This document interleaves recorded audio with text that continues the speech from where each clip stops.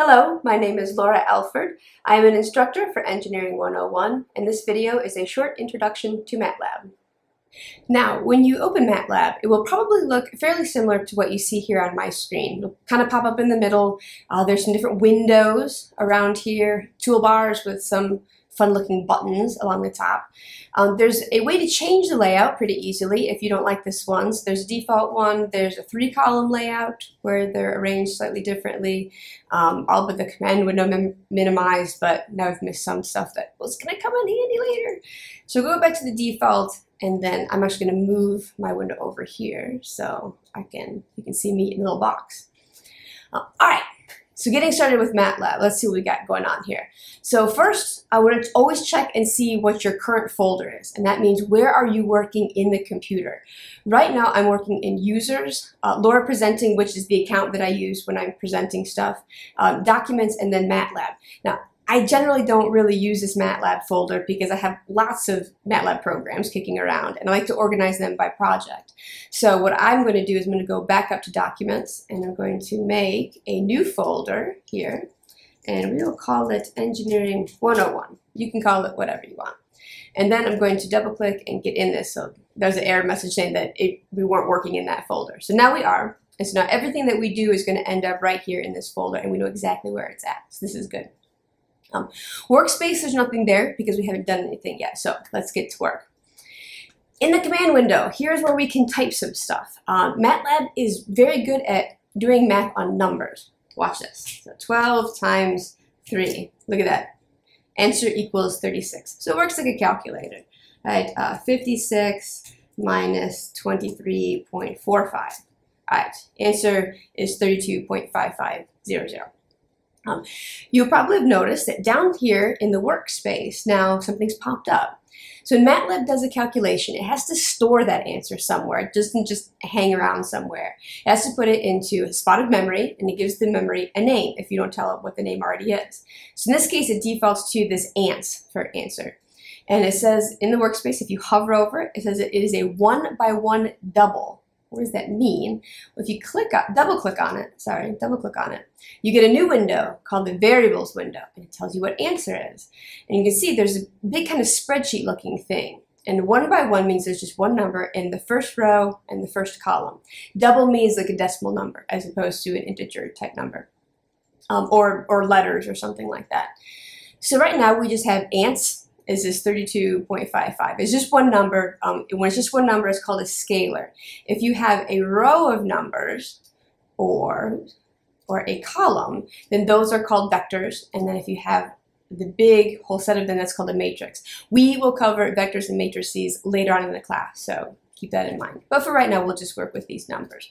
But this is where variables can go. So if we go back down here to our command window, and you can see you can move all this stuff around. So depending on what you've got going on, you can rearrange things as you like. All right, so now we have ants, 32.55, but ants isn't really descriptive of anything. So it's really good that we give our variables names that sort of make sense. So maybe we want to say that number 1 is equal to the 12 times 3. Okay, and it tells us right down here in the command window that number 1 is equal to 36, and then also puts it over here in the workspace for us. So now we've got a spot where we can keep track of all the calculations, all the variables that we have available to work with. If we want to do number 2 is equal to 56 minus 23.45. Now we have number 2. So now we have both of these numbers saved, and we can do stuff with them later. So before, right, when we kept saving it over and over into answer, we couldn't use that data later. So now we can. We can say take number 1 times number 2 equals. And this now is a big number, and so MATLAB has switched to scientific notation for us. That's what it does. It's good like that. All right, in terms of order of operations, you have to type it into MATLAB just like you would on your calculator. So if you wanted to do 12 times 3 minus 2, here, make it be consistent here, like this, that is different from 12 times 3 minus 2. Sorry, minus 2. like this, right? Different answers. So again, just like you would do in a calculation, just like normal order of operations, do the same thing in MATLAB. All right, so this is all well and good, but we can't really use any of this. This is typing stuff in, but it's not really quite a program yet. So let's make a little one. All right, so go back up here. We'll close out variables.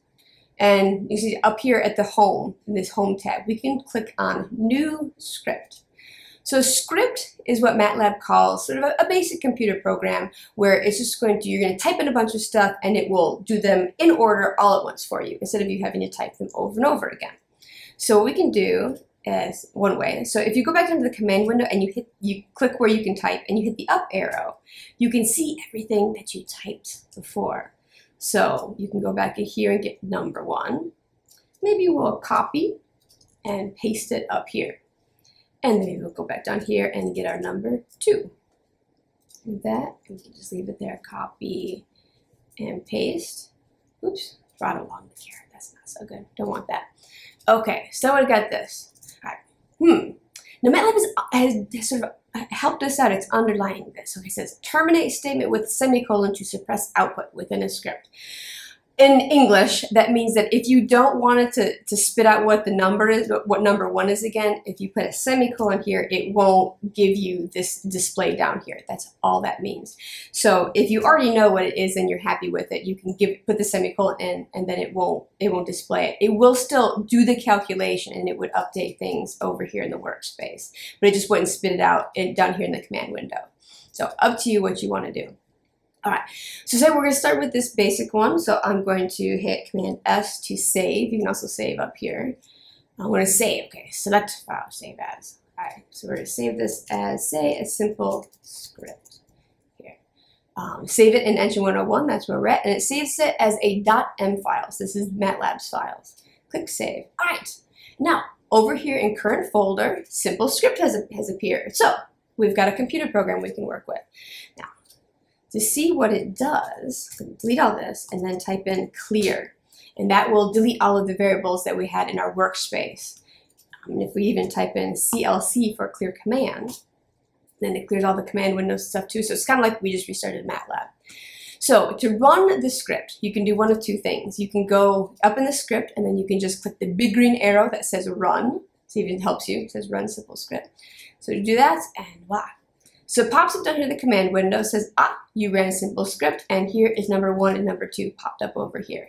So again, it just did these lines of code right here, just in order automatically for you. The line numbers over here are really helpful for in case you run into problems later. You can see like, oh, I'm getting an error on line 56, and so you can go right to line 56. So it's very helpful. The other way you can run scripts is to literally just type in the name of it down here in the command window. So it's the name of the file, but not the .m part. So you just type in simple script, and obviously it didn't update, it didn't do anything because, well, it did, it just, the numbers are the same. So let's do clear, and then we'll run simple script from down here, and there's our numbers again. All right. So other numbers that you can, or things that you can do with numbers here, you can do number 1. Oops, actually I'm going to say number, we'll do number 3 is equal to number 1 exponent, number 2, like this.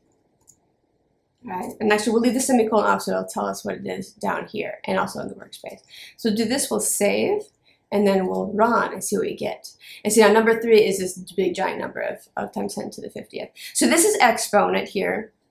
And then eventually, we're going to end up using what's called the dot operators. This is just a little bit of a heads up when we get to vectors and matrices. So if you see us, or when we start doing this, you see this dot in front of multiplication and exponent and division sign. It is because we're trying to be consistent for when we get to vectors and matrices. And again, we will explain more later on that, I promise. So for all of this, you can also do something like number 3 is equal to number 3, because it's not an equation like in math. What we're doing is that the stuff that's on the right-hand side is getting put into the stuff that's on the left-hand side, even if it's the original thing. So say we want to say that number 3 is equal to whatever number 3 currently is, minus 10, or divided by, actually, 10 times 10 dot. Dang it, there we go. 10 times 10 to the 40th. Okay, do that. Let's suppress that. Actually, now here, we'll show how it changes from number 3, this number 3 to this number 3.